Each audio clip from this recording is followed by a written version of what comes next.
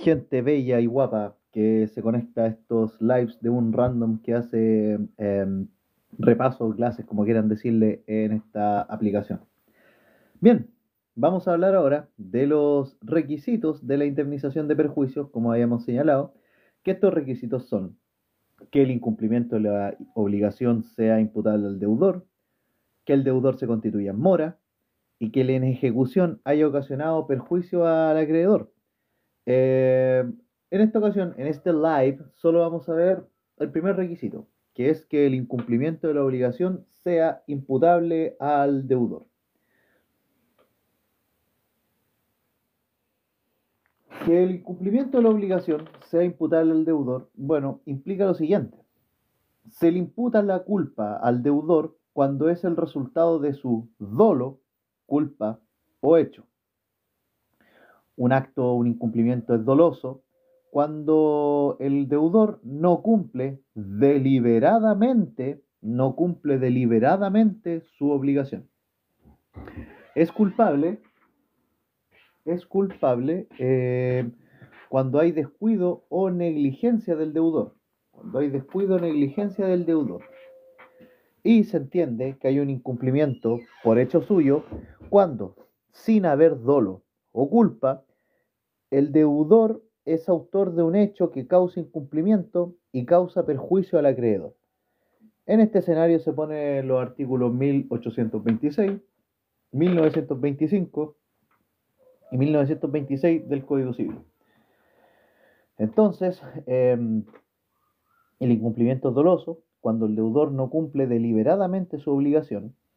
Es culpable cuando el descuido o negligencia del deudor está presente, descuido, negligencia o falta de debido cuidado, pues por hecho suyo, cuando, sin haber dolo o culpa, el deudor es autor de un hecho que causa incumplimiento o perjuicio al acreedor.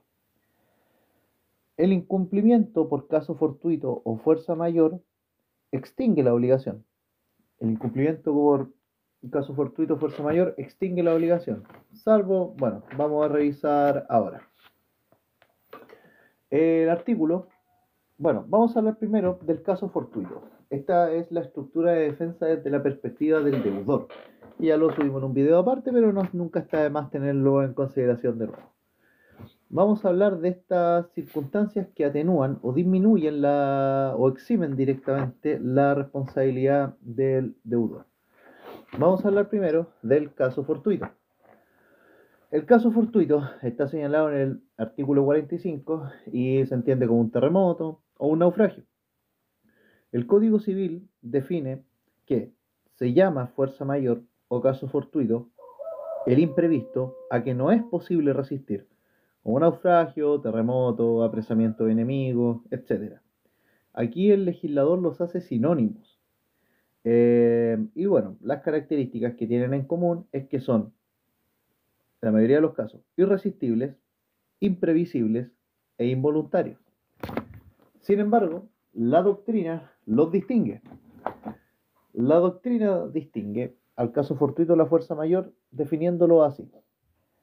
El caso fortuito como un hecho de la naturaleza que impide el cumplimiento de la obligación, hecho de la naturaleza que impide el cumplimiento de la obligación y que tiene tres requisitos, que son que sea involuntario, imprevisible e insuperable e irresistible. Una triple I.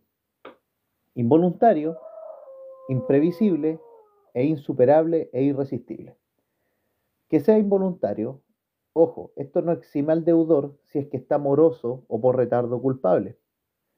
Que sea imprevisible, ustedes pueden verlo en el artículo 1547, inciso segundo del Código Civil, y que sea insuperable e irresistible. Por otro lado, la fuerza mayor estipula, o la fuerza mayor se define por parte de la doctrina, como un acto ajeno o exterior que el obligado no puede resistir. Acto ajeno o exterior que el obligado no puede resistir. El profesor Barcia señala que la fuerza mayor es caso fortuito en la medida que emane de un acto de autoridad. El profesor Barcia entonces señala que la fuerza mayor es caso fortuito en la medida que emane de un acto de autoridad. Y bueno, ya para finalizar esta distinción, el caso fortuito, según el profesor Ruperto Pinochet, se define como un hecho de la naturaleza, que impide el cumplimiento de la obligación, que es involuntario, imprevisible, insuperable e irresistible, y la fuerza mayor es un acto ajeno o exterior que el obligado no puede resistir. Hablemos ahora de los efectos del caso fortuito. ¿Cuáles son los efectos del caso fortuito? Bueno, en principio, exime de responsabilidad al deudor. ¿Por qué? Porque a lo imposible nadie está obligado. Tomen como base acá los artículos 1547, inciso segundo del Código Civil, y el artículo 1670. El artículo 1547, inciso segundo del Código Civil, estipula que el deudor no es responsable del caso fortuito a menos que se haya constituido en mora o que el caso fortuito haya sobrevenido por su culpa. El deudor entonces no es responsable del caso fortuito a menos que se haya constituido en mora, siendo el caso fortuito de aquellos que no hubieran dañado a la cosa debida si es que hubiese sido entregada al acreedor, o que el caso fortuito haya sobrevenido por su culpa. Ahora, dentro del caso fortuito, también podemos hablar de lo que se conoce como la imposibilidad temporal. Imposibilidad temporal. ¿De qué se trata la imposibilidad temporal? Bueno, esta imposibilidad temporal posterga el cumplimiento de la obligación. Posterga el cumplimiento de la obligación. No es imputable al deudor. No es imputable al deudor. Y ojo, no da lugar a la indemnización de perjuicios. No da lugar a la indemnización de perjuicios. También no da lugar entonces a la indemnización de perjuicios, ni la imposibilidad temporal, ni tampoco la mora que se produzca por fuerza mayor o caso fortuito. Sin perjuicio de lo anterior, hay casos en que el deudor sí responde por caso fortuito. Hay casos en que el deudor sí responde por caso fortuito. ¿Y cuáles son estos casos? Bueno, el mismo artículo 1547, en su inciso cuarto, nos da la señal. Señala que todo lo anterior se entiende sin perjuicio de las disposiciones especiales de las leyes y las estipulaciones expresas de las partes. Esto quiere decir que por acuerdo de las partes, un deudor puede responder por caso fortuito. ¿Y cuáles son estos casos? Bueno, la estipulación expresa de las partes, como ya dijimos, cuando el caso fortuito tiene culpa del deudor, cuando el caso fortuito tiene culpa del deudor, o el caso fortuito sobreviene durante la mora del deudor, y que pudo no haber ocurrido este caso fortuito si la cosa hubiese estado en poder del acreedor. Y en este caso, el deudor debe el precio de la cosa más la indemnización de perjuicios. Entonces los casos donde el deudor responde por caso fortuito son estipulación expresa de las partes, caso fortuito que sea culpa del deudor, o que el caso fortuito sobrevenga durante la mora del deudor y que pudo no haber sobrevenido en poder del acreedor. En este caso, el deudor tiene que pagarle al acreedor el precio de la cosa y aparte la indemnización de perjuicio. Si en el caso fortuito haya sobrevenido incluso en poder del acreedor, el deudor solo debe la indemnización por mora. Si en el caso fortuito haya sobrevenido incluso, si el caso fortuito sobrevino incluso en poder del acreedor, el deudor solo debe la indemnización por mora. Ojo con eso.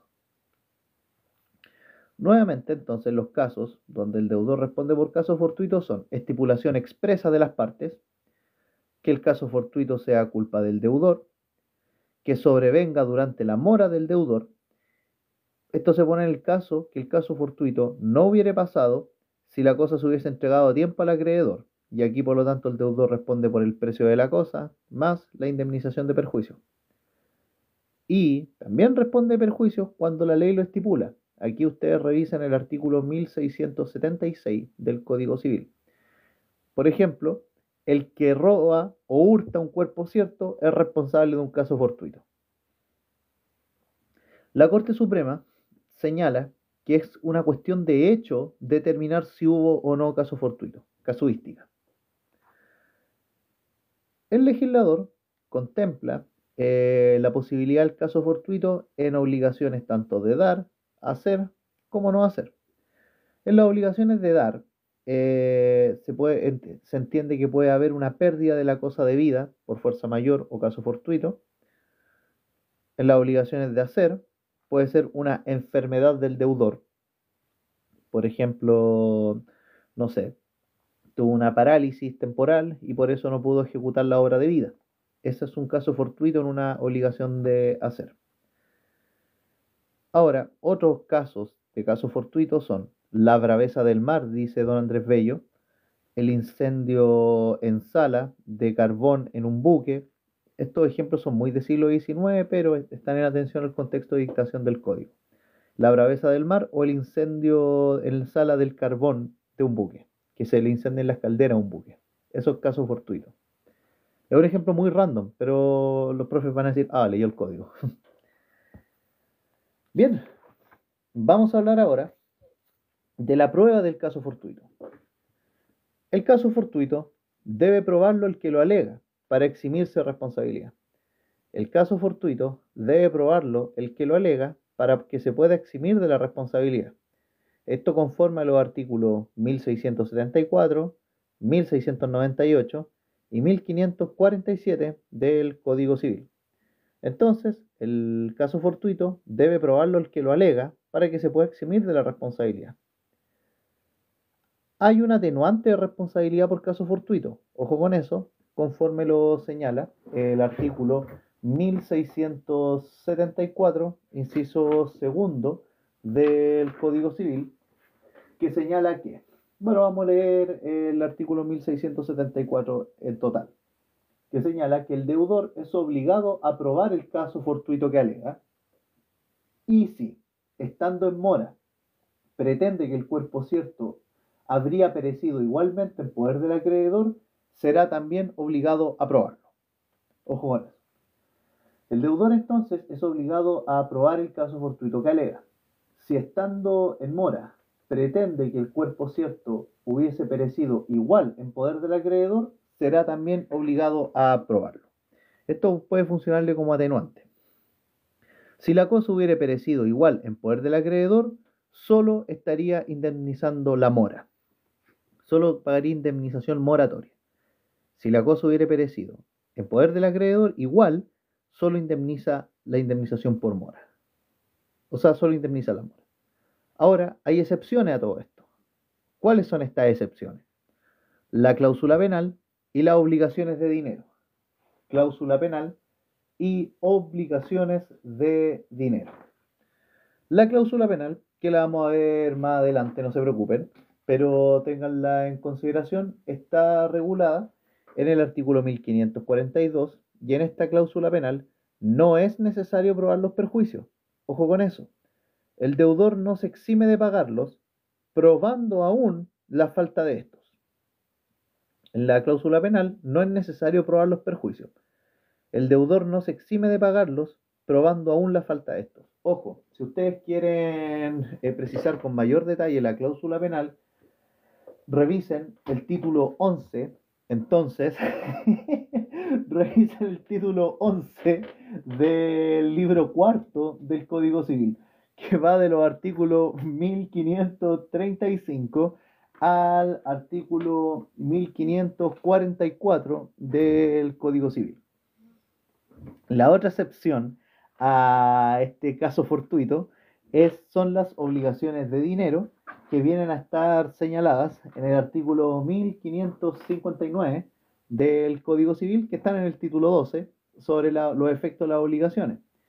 Las obligaciones de dinero, bueno, establecen determinadas reglas. Por ejemplo, dice el 1559 que si la obligación es de pagar una cantidad de dinero, 700 lucas por ejemplo, la indemnización de perjuicios por la mora se sujeta a las reglas siguientes. Primero, se siguen debiendo los intereses convencionales o empiezan a deberse intereses legales a contrario sensu. Queda a disposición del acreedor el cobro de los intereses corrientes, según el caso. Otra regla es que el acreedor no tiene la necesidad de justificar los perjuicios cuando solo cobra intereses. Basta solo el hecho del retardo. Tercera regla es que no hay interés sobre interés.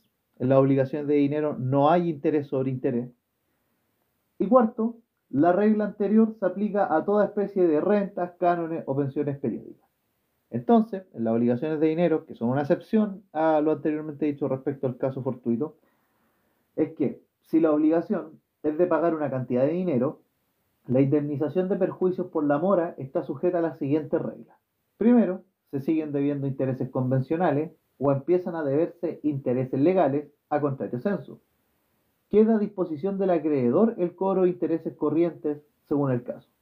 Una segunda regla es que el acreedor no tiene la necesidad de justificar perjuicios cuando solo cobra intereses. Basta el solo hecho del retardo.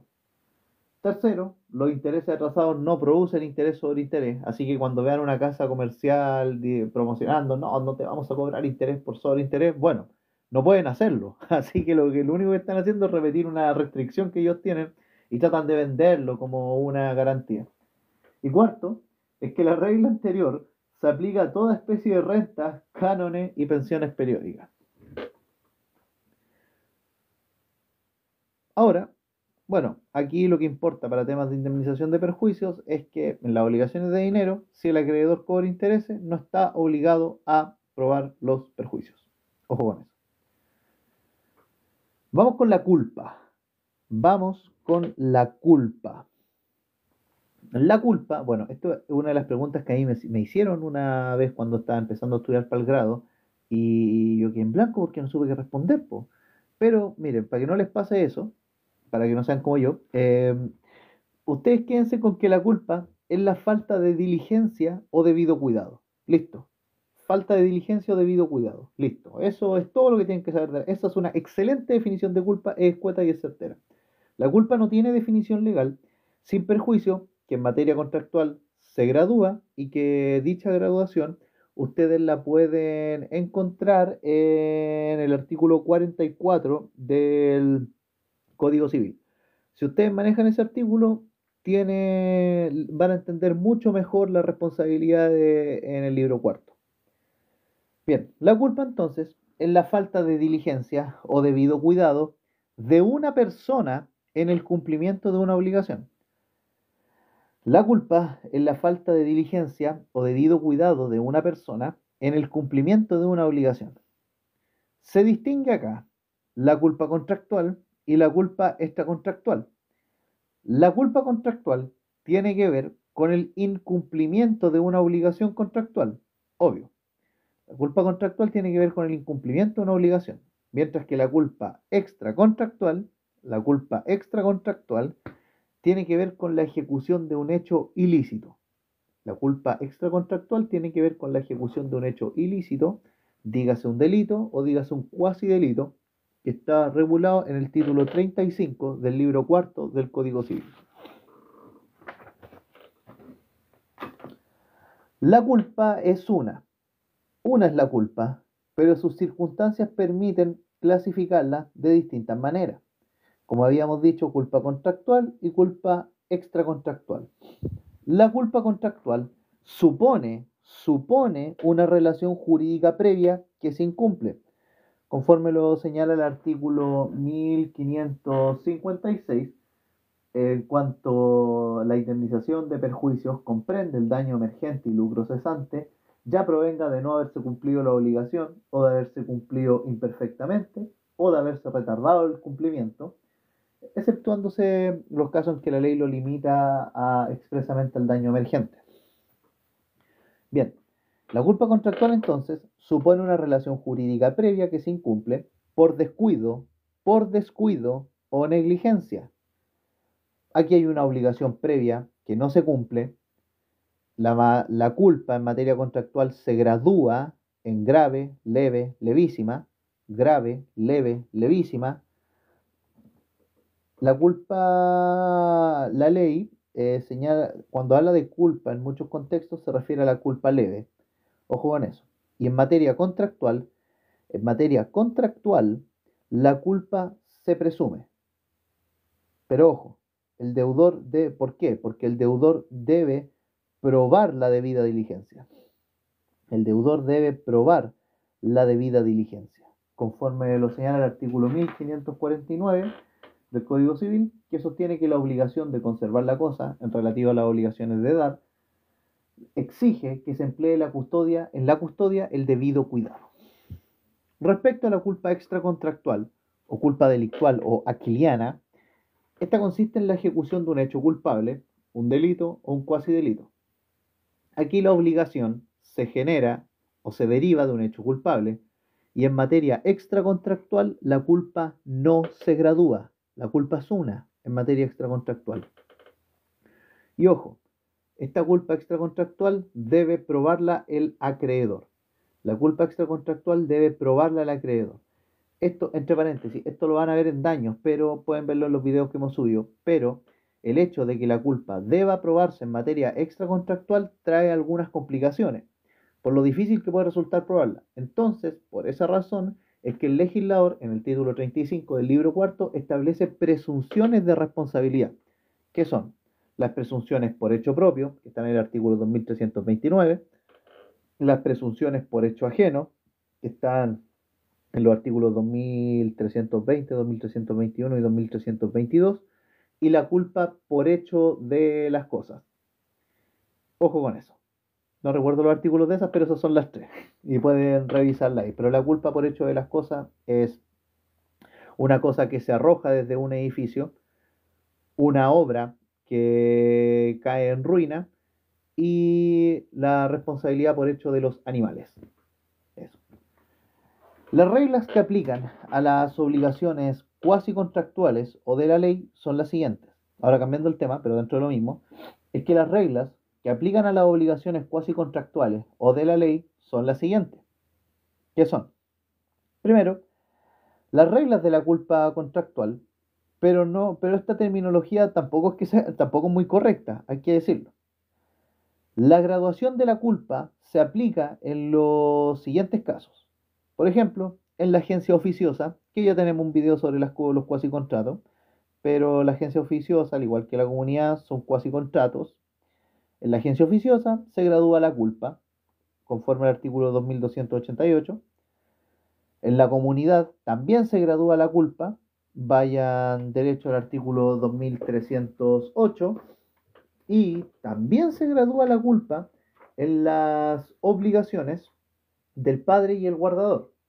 Pero para este punto vamos a ver la graduación de la culpa en la agencia oficiosa, que está señalada en el artículo 2288, el cual señala que debe en consecuencia emplear en la gestión los cuidados del buen padre de familia. Los cuidados del buen padre de familia implican culpa leve. Buen padre de familia, culpa leve. Debe en consecuencia en la agencia oficiosa emplearse en la gestión los cuidados del buen padre de familia, pero su responsabilidad puede ser mayor o menor en razón de las circunstancias que le hayan determinado la gestión.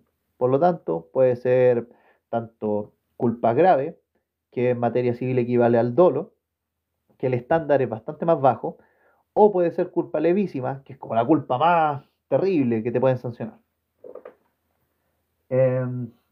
Asimismo, si se hace cargo el agente oficioso, gerente o gestor de un negocio para salvarlo de un peligro inminente, son los responsables del dolo o culpa grave. Si se ha tomado voluntariamente la gestión, es responsable de culpa leve, o sea, se le aplica el estándar del buen padre de familia. Y, salvo que se haya ofrecido a ella impidiendo que otros se encarguen del negocio, en este caso responderá de toda culpa. En la comunidad, la culpa y cómo se gradúa viene a estar señalada en el artículo 2308, que señala que cada comunero debe a la comunidad lo que saca de ella, incluso los intereses corrientes de los dineros comunes que se hayan empleado en sus negocios particulares, y son responsables hasta de la culpa leve por los daños que hayan causado a las cosas y negocios comunes. Cada comunero entonces debe a la comunidad lo que saca de ella, incluso los intereses corrientes por los dineros comunes que se hayan empleado en sus negocios particulares, y son responsables hasta de culpa leve por los daños que hayan causado en las cosas y negocios comunes. O sea, A los comuneros se les puede sancionar tanto por culpa grave o por culpa leve. Y eso, estas son las graduaciones que se aplican en los cuasicontratos. Vamos a pegarle una última revisión a la culpa y después vamos a pasar al dolo. Bueno,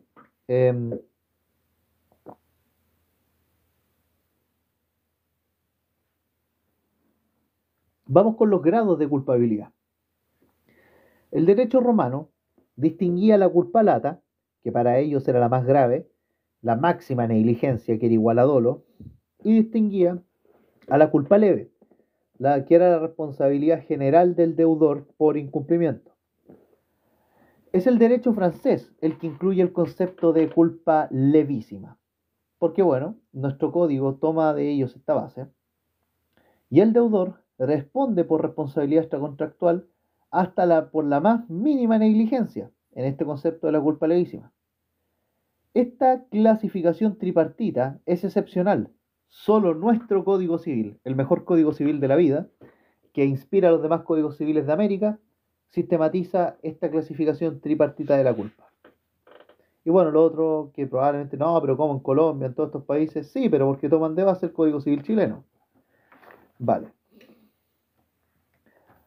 Bien, vamos a señalar entonces ahora la graduación de la culpa, desde la culpa lata o grave, pasando por la culpa leve y la culpa levísima. Estas están reguladas, como bien les señalaba, en el artículo 44 del Código Civil. La culpa lata, que es de origen romano, para nuestro sistema, consiste en no manejar los negocios ajenos con aquel cuidado que incluso las personas negligentes y de poca prudencia emplean en sus negocios propios. Es máxima negligencia. La culpa lata, entonces, es no manejar los negocios ajenos con aquel cuidado que incluso las personas negligentes y de poca prudencia emplean en sus negocios propios. Aquí hay una máxima negligencia. La culpa leve, que también es de origen romano, en nuestro sistema se entiende como aquella falta de diligencia o debido cuidado que los hombres emplean en sus propios negocios. Falta de diligencia o cuidado que los hombres emplean en sus negocios propios. Se impone aquí el deber de administrar un negocio como un buen padre de familia. El punto de referencia es el estándar del buen padre de familia. Aquí se exige un estándar mediano. Por otro lado, la culpa levísima, que es una invención francesa y que nuestro código sistematiza, señala que la culpa levísima es la falta de aquella esmerada diligencia. Falta de aquella esmerada diligencia que un hombre juicioso emplea en sus negocios importantes. La culpa levísima es aquella falta de esmerada diligencia que un hombre juicioso emplea en sus negocios importantes. Aquí hay una máxima responsabilidad de cuidado esmerado y diligencia esmerada en el negocio. Bien, vamos a hablar ahora de la importancia de la clasificación de la culpa. Importancia de la clasificación de la culpa, chicuelos.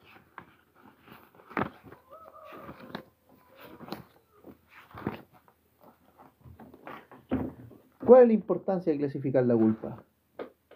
Bueno, para determinar qué responsabilidad se impone al deudor, según el contrato de que se trate, la importancia de clasificar la culpa implica su importancia para determinar qué responsabilidad se impone al deudor, según el contrato que se trate, y también sirve para conocer sus efectos, ya que la culpa lata se equipara con el dolo.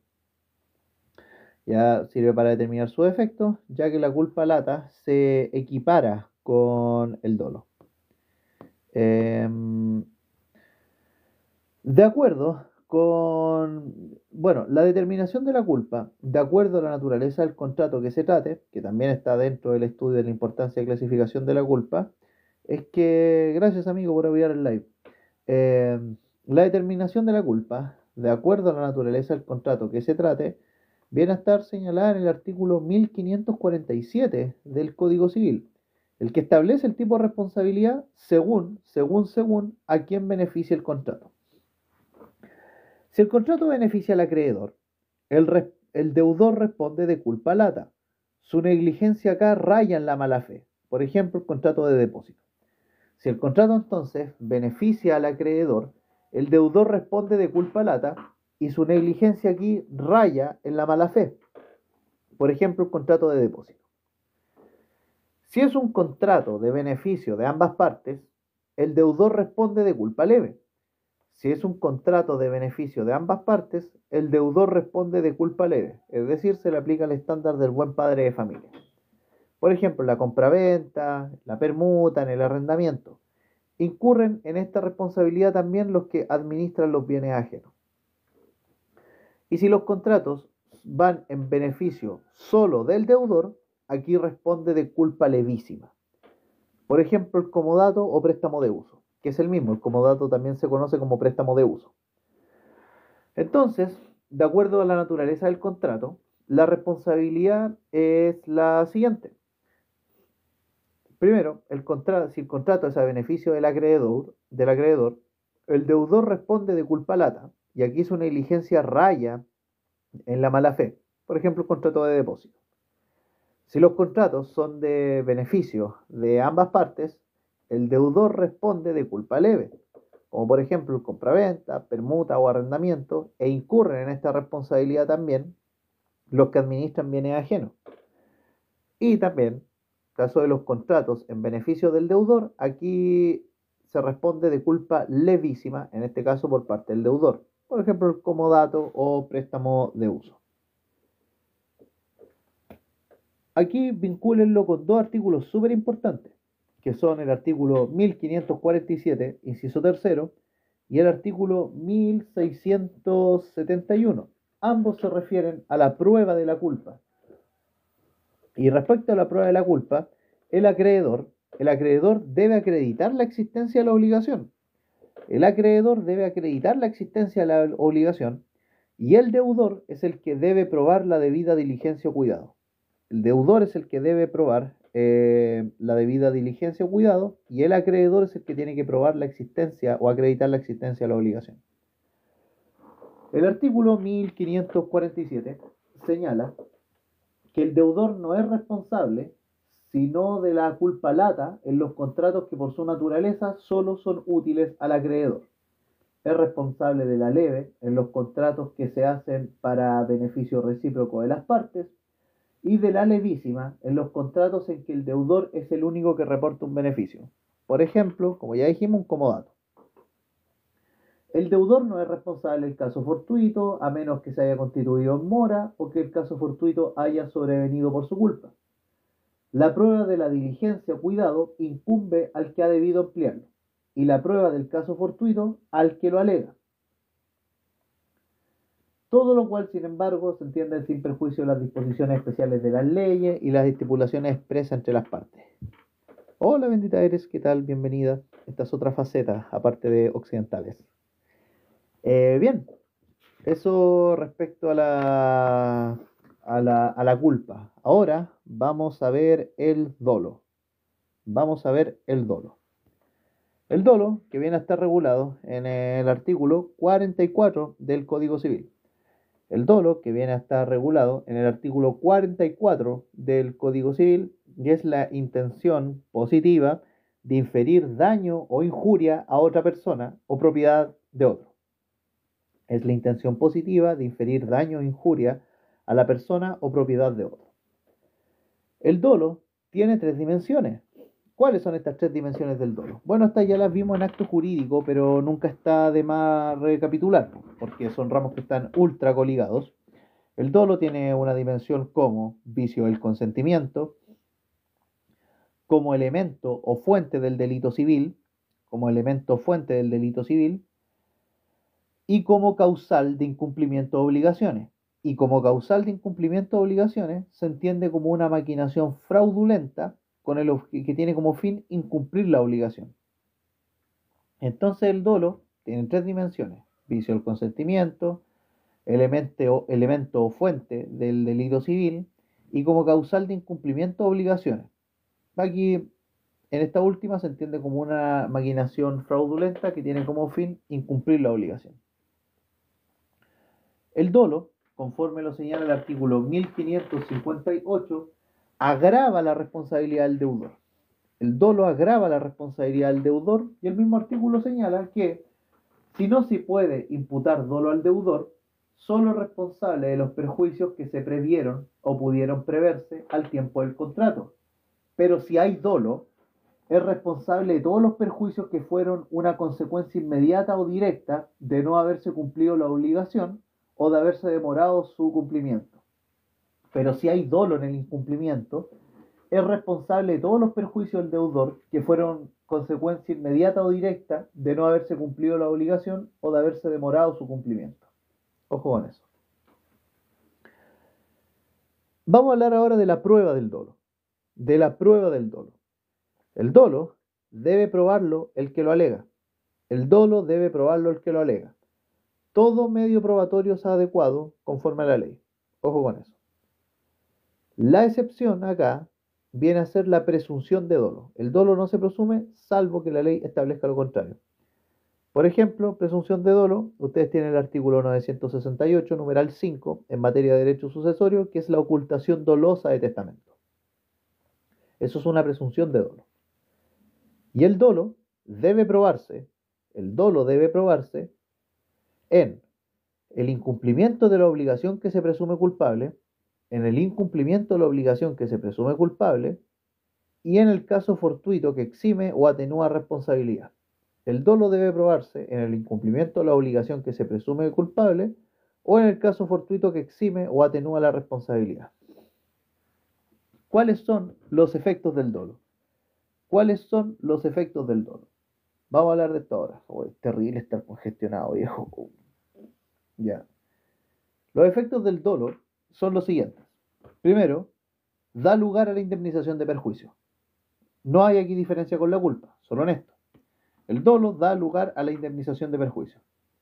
El dolo da lugar a la indemnización de perjuicio. Otro efecto del dolo es que agrava la responsabilidad del deudor. Lo hace responder por perjuicio imprevisto. El dolo agrava la responsabilidad del deudor. Y según el inciso segundo según el inciso primero del artículo 1558, lo hace responder por perjuicio imprevisto. El dolo agrava la responsabilidad del deudor y según el 1558 lo hace responder por perjuicio imprevisto. Bien, eso respecto al dolo. Vamos a hablar ahora de las cláusulas modificatorias de responsabilidad. Vamos a hablar ahora de las cláusulas modificatorias de responsabilidad. Después vamos a referirnos a la teoría de la imprevisión, a la teoría de los riesgos y eso. Y con eso acabaría esta jornada, que la verdad igual es materia, está pesadito. Hola Capriz, bienvenida, ¿qué tal?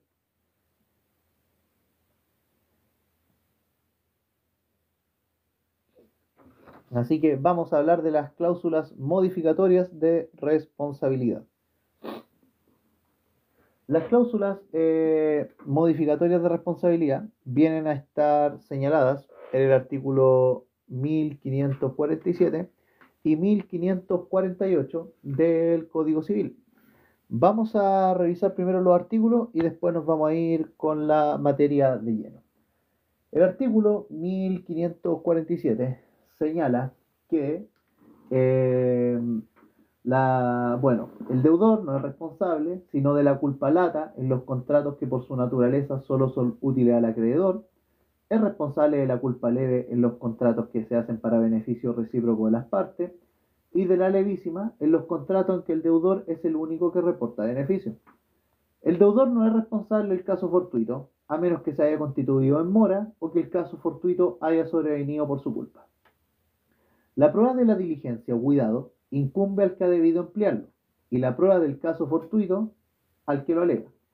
Todo esto sin perjuicio de las disposiciones especiales de la ley o lo que estipulen las partes en los contratos o de las estipulaciones expresas de las partes, mejor dicho. Aquí las partes pueden alterar estas situaciones que otorgan o imputan responsabilidad al deudor.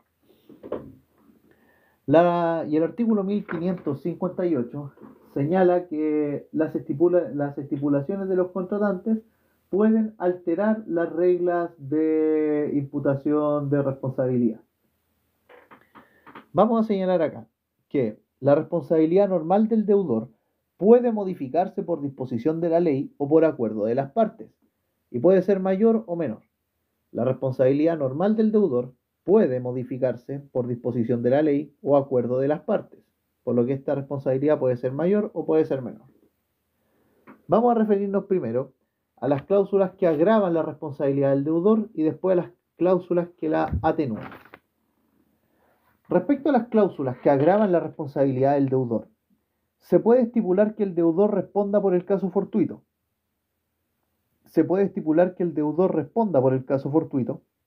Según el artículo 1673 del Código Civil.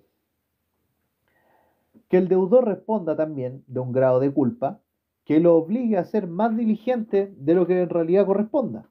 También se puede acordar que el deudor responda por un grado de culpa que lo obligue a ser más diligente de lo que corresponda. Por ejemplo, tenemos acá, y nuevamente remitirnos al artículo 1547, que si hay un contrato en beneficio recíproco de las partes, se responde de culpa levísima. El deudor responde de culpa levísima. Si hay un contrato de provecho exclusivo del acreedor, se responde de culpa leve, que es la culpa leve es la que impone el estándar del buen padre de familia. Y otro ejemplo, en estos casos está señalado en el artículo 2222 del Código Civil, en torno al depositario. El depositario responde de culpa grave, pero, podría responder por cualquier otra clase de culpa en virtud de lo acordado por las partes. En el caso del depositario, este responde de culpa grave, pero podría responder por cualquier otra clase de culpa en virtud de lo acordado por las partes. Que el deudor sea responsable de perjuicios de un modo distinto al señalado al artículo 1558 es un acuerdo entre las partes. Ahora vamos a hablar de las cláusulas que atenúan la responsabilidad. Cláusulas que atenúan la responsabilidad. Estas vienen a estar señaladas en los artículos 1547, ya señalado, y el artículo 1548 de inciso tercero del Código Civil. No, 1547 del Código Civil y 1558, inciso tercero. ¿Qué dice el 1558, inciso tercero? Que las estipulaciones de los contratantes podrán modificar las normas de responsabilidad. Las cláusulas que atenúan la responsabilidad, puede estipularse que el deudor quede exento de responsabilidad.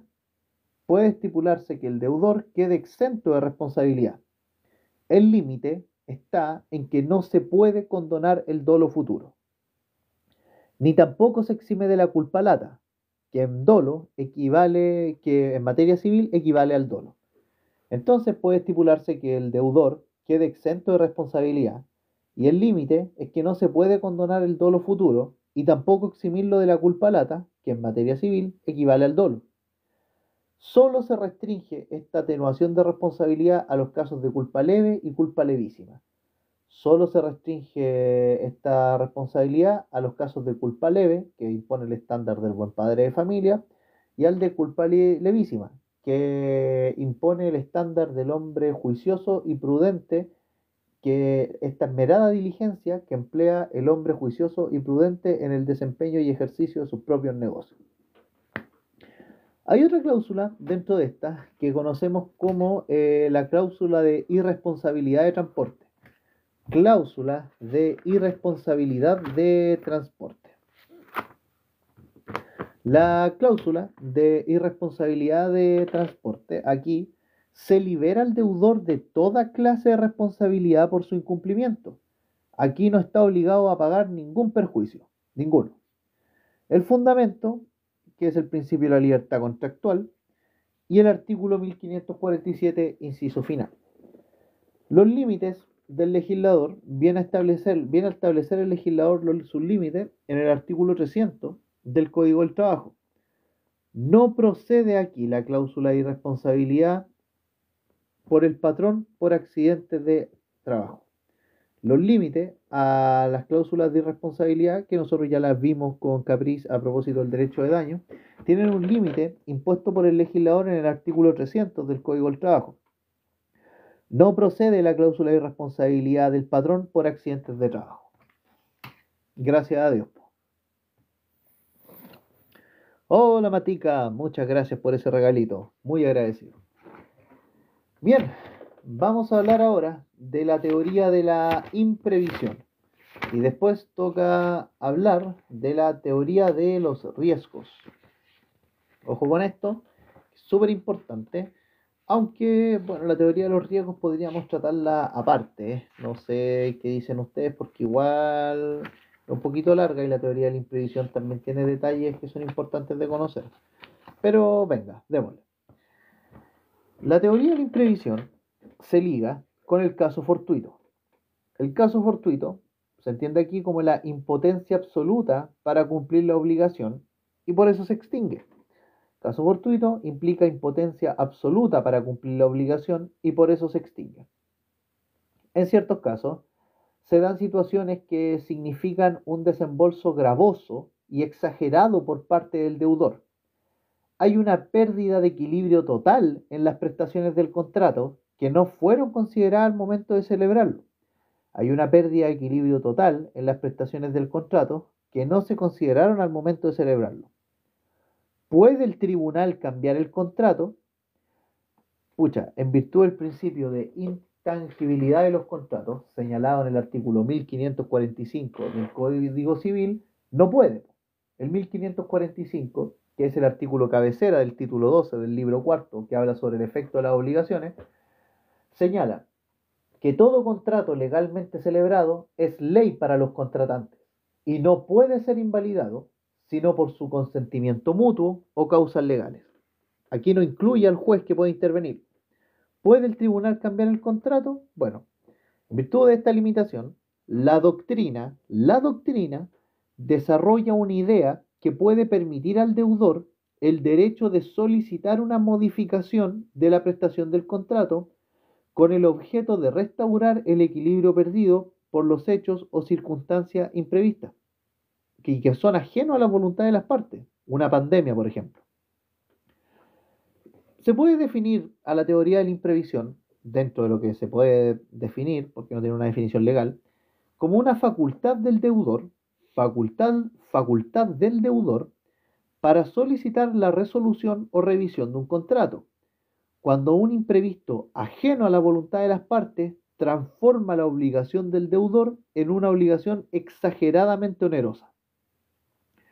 Entonces, se entiende la teoría de la imprevisión como una facultad del deudor para solicitar una resolución o revisión del contrato cuando un imprevisto ajeno a la voluntad de las partes transforma la obligación del deudor a una exageradamente onerosa. El conflicto acá está entre la doctrina clásica relativa a la seguridad e intangibilidad de los contratos conforme al artículo 1545 del Código Civil, que todo contrato legalmente celebrado es ley para los contratantes y no puede ser invalidado sino por su consentimiento mutuo o causas legales, versus los principios modernos que defienden la buena fe y la equidad. Los principios modernos que defienden la buena fe y la equidad. El juez mire, en virtud de la teoría de la imprevisión, el juez interviene en la economía con el objeto de restaurar el equilibrio en las prestaciones, que se rompió por una situación imprevista por las partes.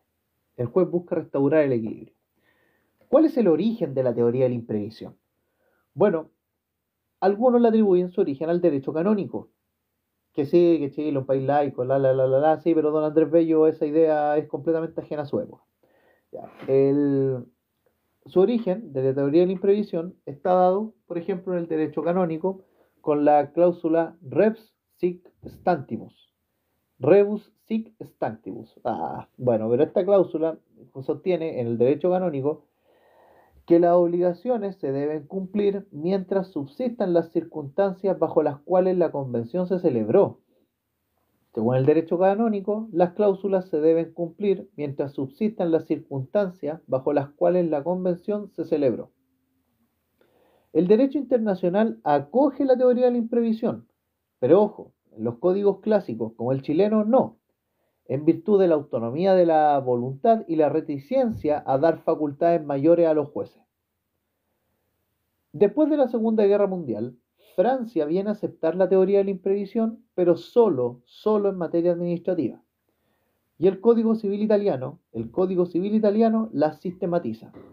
Esto puede que no se los pregunten, pero es súper importante que puedan manejarlo.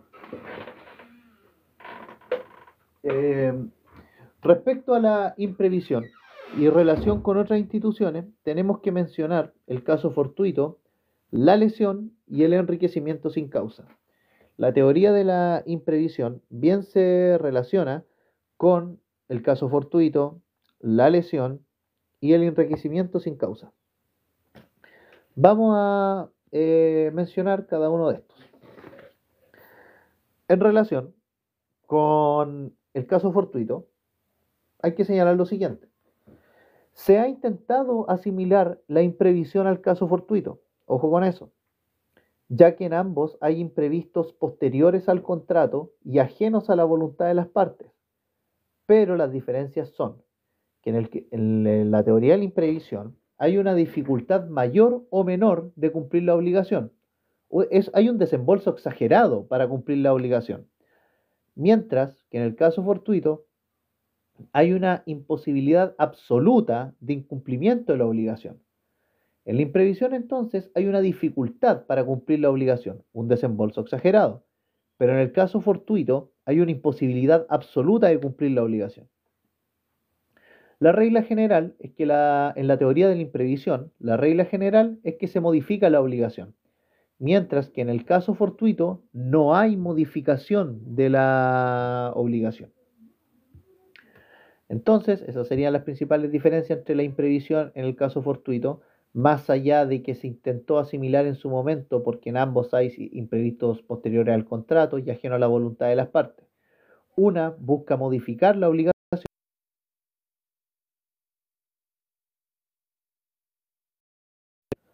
Una busca modificar la obligación, la teoría de la imprevisión, y la otra, bueno, en el caso fortuito no hay modificación de obligación.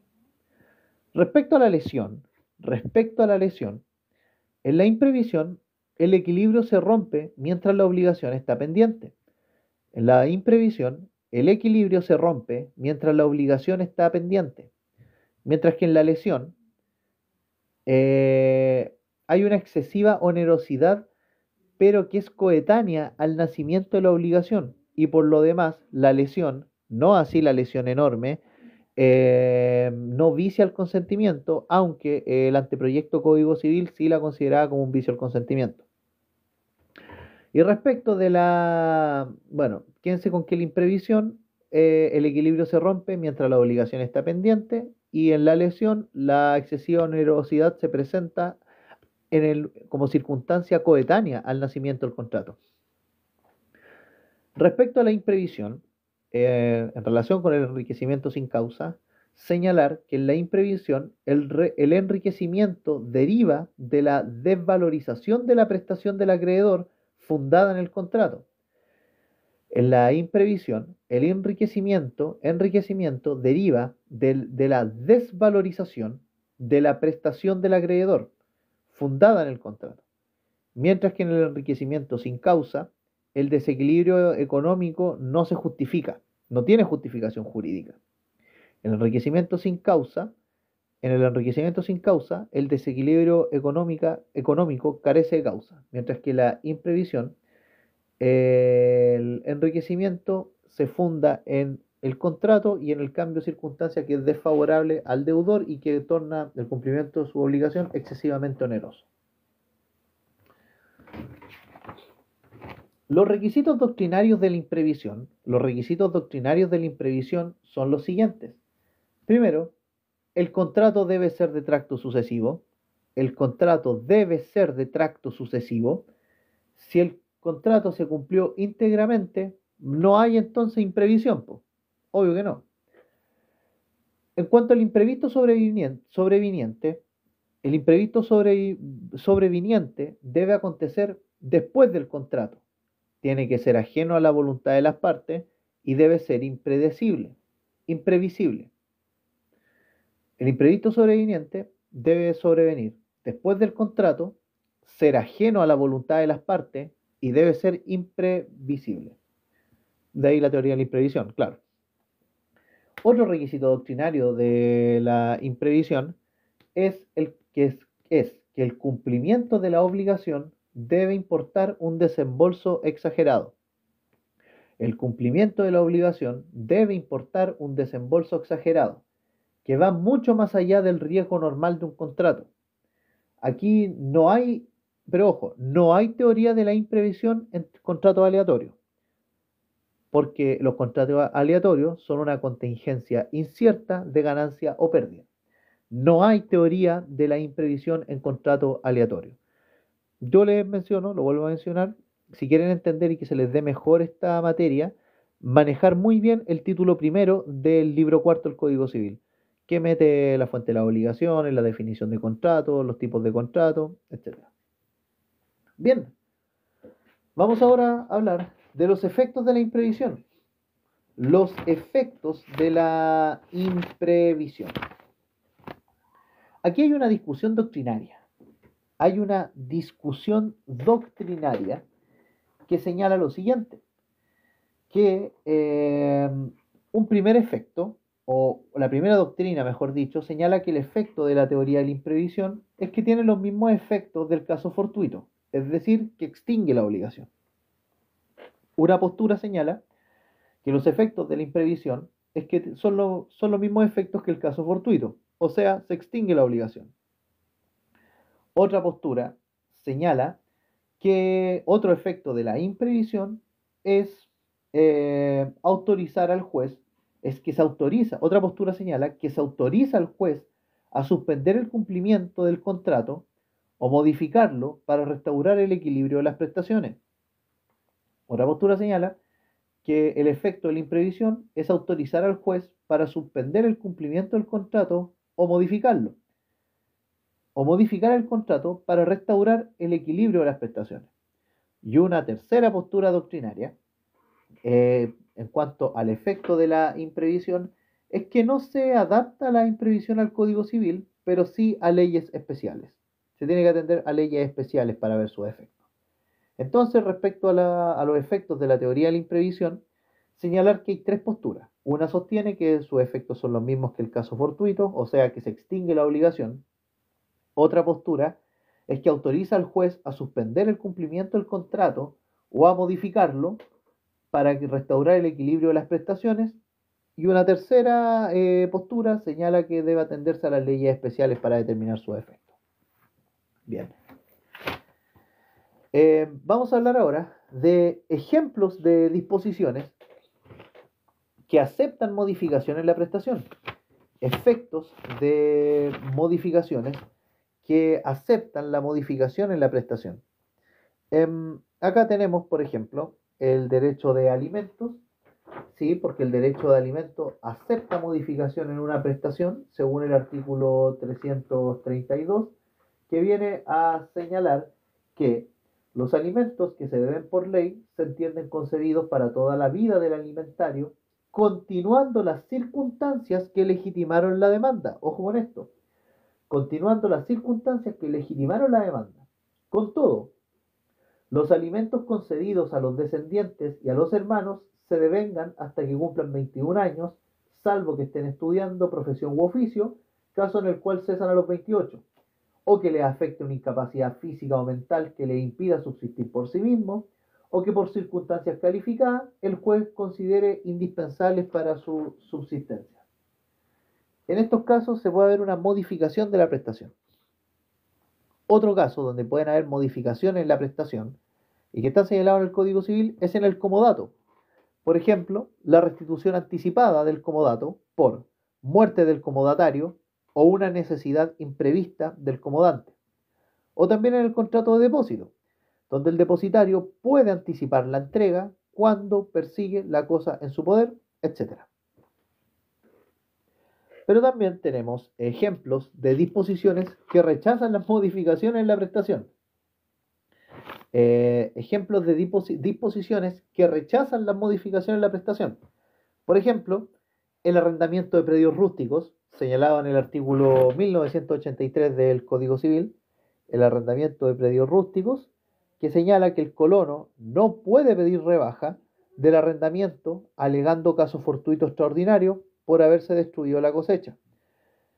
El colono no puede pedir rebaja de arrendamiento alegando caso fortuito extraordinario por haberse destruido la cosecha en el caso de arrendamientos de predios rústicos. Y otro ejemplo que rechaza modificación de la prestación es en los contratos de empresa, que esto es una discusión que está señalada a propósito del artículo 2003, 2003 del Código Civil.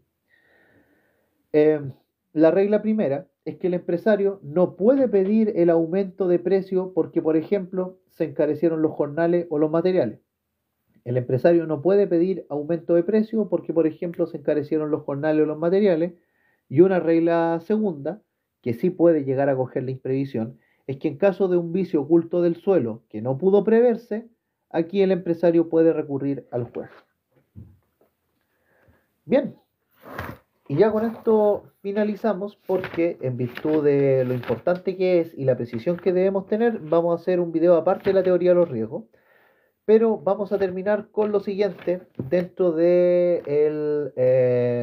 el primer requisito de la indemnización de perjuicios, que es que el incumplimiento sea imputable al deudor. Y dentro de este primer requisito que hemos estado viendo, que el incumplimiento de la obligación sea imputable al deudor, tenemos que señalar dentro de la teoría de la imprevisión que se ha fallado en Chile respecto a la teoría de la imprevisión. ¿Cuál ha sido el criterio de los tribunales chilenos respecto a la teoría de la imprevisión?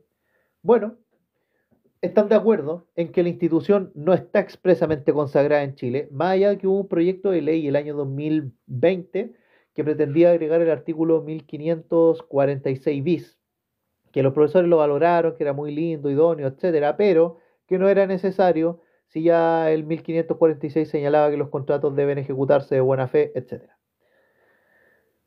Otro criterio que se ha fallado respecto a la teoría de la imprevisión es que choca con el artículo 1545. 1545 que el contrato, todo contrato legalmente celebrado es ley para los contratantes y no puede ser invalidado sino por consentimiento mutuo o por causas legales.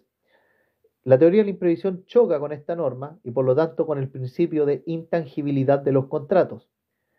Este artículo claramente rechaza la teoría de la imprevisión y ese es el criterio mayoritario. Ahora, quienes defienden la teoría de la imprevisión se basan en el artículo 1546, ya que ante el acoso del acreedor, podemos estar hablando de una mala fe del mismo, porque hay un perjuicio desconsiderado en atención a una circunstancia que no previeron. Está actuando de mala fe el acreedor cuando está acosando al deudor con perjuicio desconsiderado. Y otro criterio de quienes defienden esta institución es el artículo 1560 del Código Civil, que señala el 1560 que los contratos deben interpretarse conforme a la intención de las partes. Los contratos deben interpretarse conforme a la intención de las partes. Y el deudor, ¿por qué? Porque el deudor aquí, en la teoría de la imprevisión, no tiene la intención de obligarse en un cumplimiento exagerado y gravoso, excesivamente oneroso.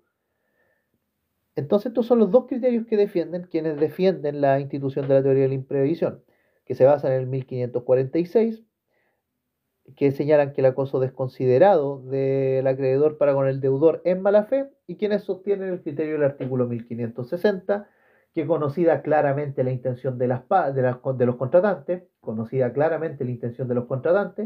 debe estarse a ella más que lo literal de las palabras. Los contratos entonces deben interpretarse conforme a la intención de las partes. Y el deudor aquí no tiene la intención, nunca la tuvo, de obligarse a un cumplimiento excesivamente oneroso y por circunstancias que no previó. Bien, vamos a llegar hasta acá y vamos a hablar ahora en unos 10-15 minutos más sobre la teoría de los riesgos, vinculada con el primer requisito de la indemnización de perjuicios, que es que el incumplimiento de la obligación sea imputable al deudor. Muchas gracias a los que se quedaron hasta acá. William, Capriz y Don Manuel. Que estén bien. Chao, chao.